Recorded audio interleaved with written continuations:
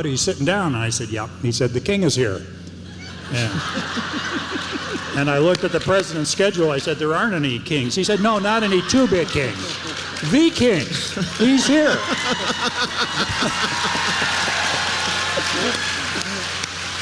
And he said, and he wants to see the president today. Well, I belong to a group of guys that regularly played practical jokes on each other, and I had just executed one against Dwight Chapin that I thought was particularly embarrassing and creative.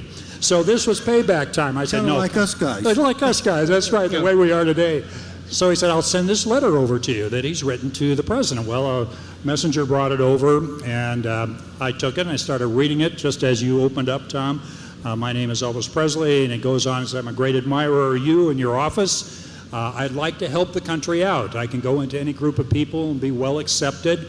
I just want to help the country out. I don't want anything more. I'd like to be made a federal agent at large. Well, 9 o'clock in the morning, well, we don't have those. But now, you have to understand, I, like you, was one of the great Elvis Presley fans. And I never went on a date without Elvis, and he was very helpful. So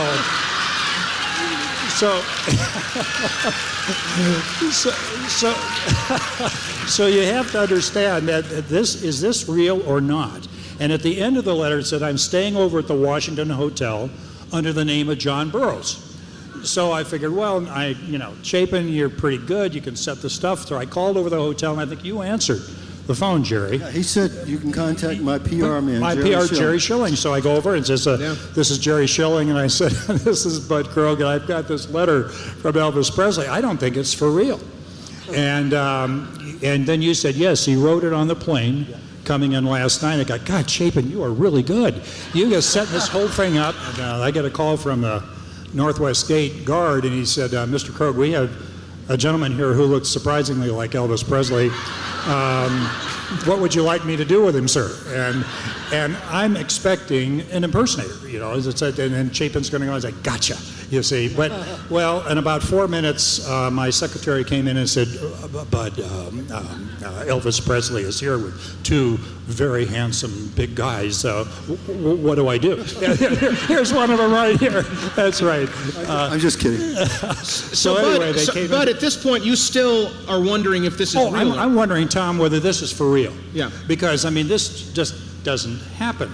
And so I usher him into my office, and he sits down on the green couch, and he proceeds to tell me how much he loves his country, that he's dedicated to serving the country, wants to help the country out.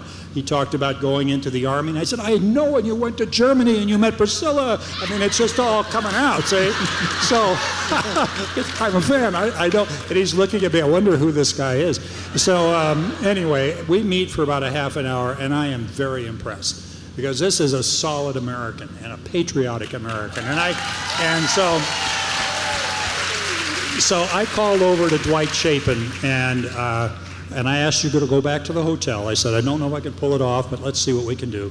And Chapin answered the phone. I said, look, this meeting has got to take place. The president has never met anyone like Elvis. Elvis has never met anyone like Nixon. So let's set this meeting up. So he gets approval from Bob Haldeman, who is the chief of staff. Calls over to me and said, Bob's approved it. I called back over to the hotel. I said, can you come back over in about a half an hour? They do. I get a call from the head of the Secret Service detail. And he said, Bud, we got a problem. I said, what's that? He said, Elvis has brought a gun with him. I said, oh, shoot. I didn't say exactly that, but it was close. I said, well, he didn't tell me about the gun.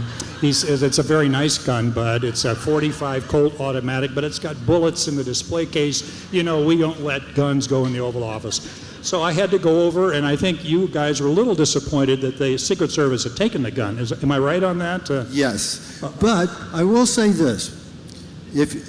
Just to show the intelligence of Elvis Presley, and it was a commemorative World War II. Elvis was a history buff, and he knew his stuff.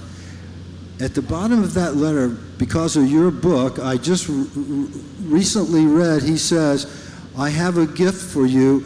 if you can't accept it now, maybe. So he understood. He understood that you might not be able to take it even though he was well armed. That's exactly So anyway, after we solved the gun crisis, we went into the Roosevelt room, and the Secret Service came out and said, the president will see Mr. Presley now.